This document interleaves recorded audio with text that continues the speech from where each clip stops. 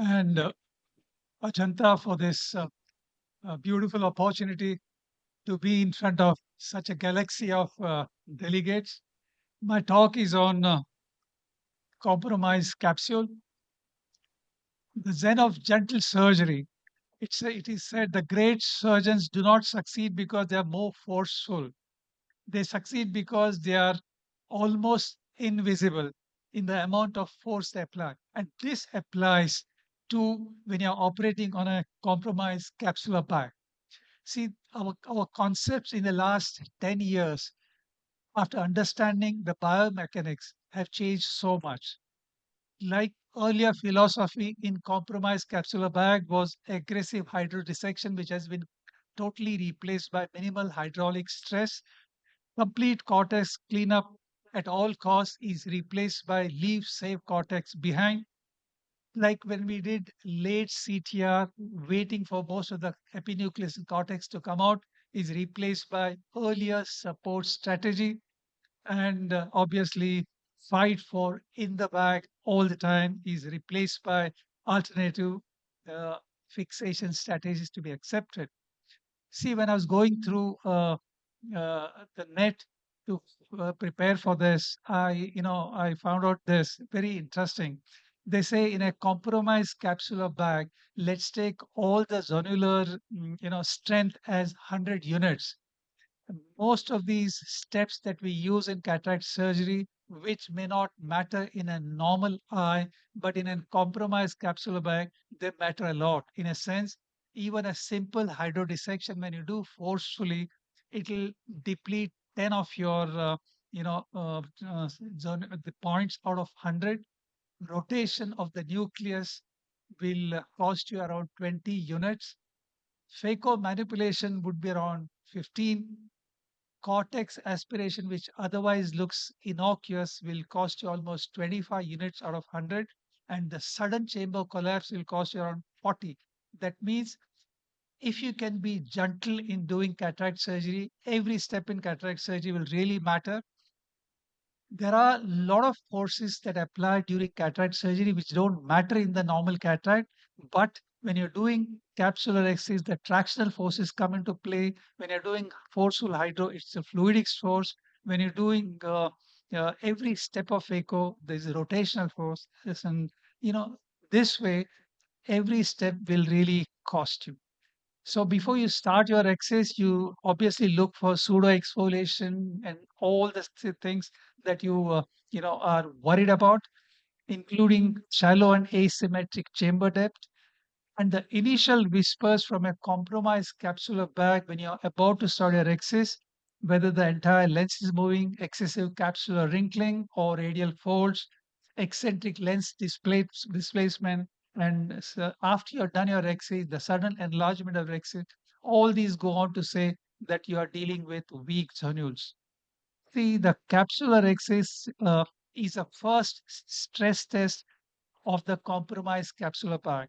It reveals the biomechanical integrity of the capsular bag. Now, in this, which was done some years back, if I was to do this Rexis today, my hooks would enter in much, much before, because today I know that this Rexis has already cost me 10 units because there's so much of stress when I was doing this Rexis. So today, with the first nick, I would really put in a hook. Every time I proceed with my Rexis, I would have put few more hooks to stabilize this bag. The first complication in a compromised capsule bag rarely begins with phaco. It often begins with a forceful hydrodissection. Hydrodissection is the first biomechanical challenge we impose on a compromised capsular bag. So you have to be very gentle, especially when you suspect that the capsular bag is weak. Try to be as gentle. Maybe you can do frequent small push of fluids so that you don't really cause, because in a weak bag, when you try to suddenly inflate it, it the remaining zonules have to bear the brunt of the forceful uh, you know uh, hydrostatic pressure.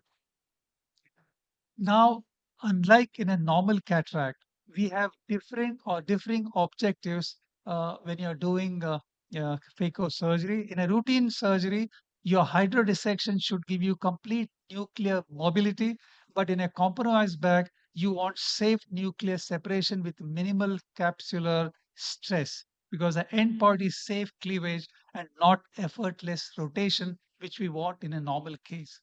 Now, before we begin, there are some surgical principles to reduce zonular stress when you're operating on these. Early capsular support with hooks, like I said just now, vertical chop rather than repeated sculpt and rotate, segmental emulsification in situ, viscoelastic assisted stabilization before manipulating the nucleus, and to avoid chamber fluctuation as far as possible, and bringing nuclear fragments to the safe central zone rather than working in the equator. If you look at this case, because of pauses of time, I would just try to rush. You have to be very, very gentle, and you have to have your bag filled with dispersive viscoelastic.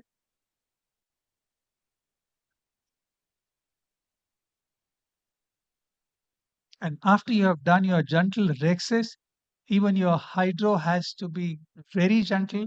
And at the first instant, start using your capsular hooks. And when you're doing your nucleus management, try to get the nucleus out of the capsular bag so that the stress on the zonules is less. And then obviously you would put an endocapsular ring because you want a 360 degrees circumferential stability of the bag. And then at the maximum weakness in the capsular bag, which you have already identified before, and I have already created a Hoffman pocket, you fix the segment and the lens is introduced gently. Now, if you look at this case, this will exactly show you when I say you have to have, visco dissection in place of hydro dissection, especially when the bag is extremely compromised. Like in a sense, this is a multiple injury with zonular dialysis, with a posterior capsular rupture. So at every step, before you proceed, use your uh, cohesive viscoelastic to separate it because you would want to preserve your posterior vitreous, anterior vitreous face. So every now and then use viscoelastic to keep your vitreous pushed back and try and do minimal irrigation aspiration to get as much of cortex and epinucleus out as possible. And contrary to a regular teaching where, with a posterior capsular rupture, you will not put an endocapsular ring, but with a safety suture on it, you gradually try and put your endocapsular ring in because eventually what I want to achieve here is to get my lens in the bag after the segment is, a Gupta segment is placed. And finally, after the lens is in, the pupilloplasty is done because there was a traumatic mydriasis as well. So these are multiple, uh, you know, mm, mm, traumas. I mean, firecracker injury causing you this. And finally, in this last case, you will, as you proceed with your rexis, you will use your iris hooks or capsular hook. And then, if you notice, so as not to put pressure on the zonules and the capsular bag, you try to do, in situ phaco chop and try to lift the fragments out of the bag to engage them and emulsify them. And like I said, you keep using your dispersive viscoelastic to inflate the bag so that your technique doesn't cause any more stress on the zonules. Only take few seconds. And after your nucleus is out, this being an extensive zonular damage, this will require more than one segments. So what I'm using here are two anchors, ASIA anchors on either side to fix the back, and then the lens is placed in, and that is it. So thank you so much for this opportunity to share my uh, because these are all very delicate bags. They require all the gentle care that you can take so that you don't cause any more damage than the patient presents to you with. Thank you so much. Thank you, Dr. Haldipurkar. This was the wonderful teaching to us how to manage these difficult cases where the general supports are loose, defective, or less. Wonderfully shown. Just one, if suppose somebody has access to a femtosecond laser device, Yes. I think that will really helpful in these cases where you have a larger, Yes. anterior capsule visible. Oh, yeah. Before opening the eye, you can do a capsulotomy, fragmentation. The Yeah. things become much simpler. Yes. Yeah. One quick question, Suhas. The $1 million question is when to put in the endocapsular ring. How early is early and how late is early? Well, if you have used enough hooks to kind of support the back, and if you think while you're see the whole question is if you put your endocapsular ring, getting the cortex out is going to be difficult. But if your hooks are there and you have used your visco dissection, a second round of visco dissection to get cortex in the center, you can always put your endocapsular ring. Yeah, because the heart sinks when the capsule starts sinking. The heart really sinks because you don't know what's But happening. the ring And the there vitreous starts really coming puts in you front. back in But ease. beautifully done, very slow. Most cataract surgeons are very impatient people. 3.5 minutes, 4.5 minutes, they keep counting. Here, a lot of patience is required. You have to change your character. Thank you. Thank you so much. It may be 10 minutes of surgery for you, but for the patient, that's only surgery. So I think he should not be hurrying through cataract surgery, especially in a delicate eye. Very well said, very well said.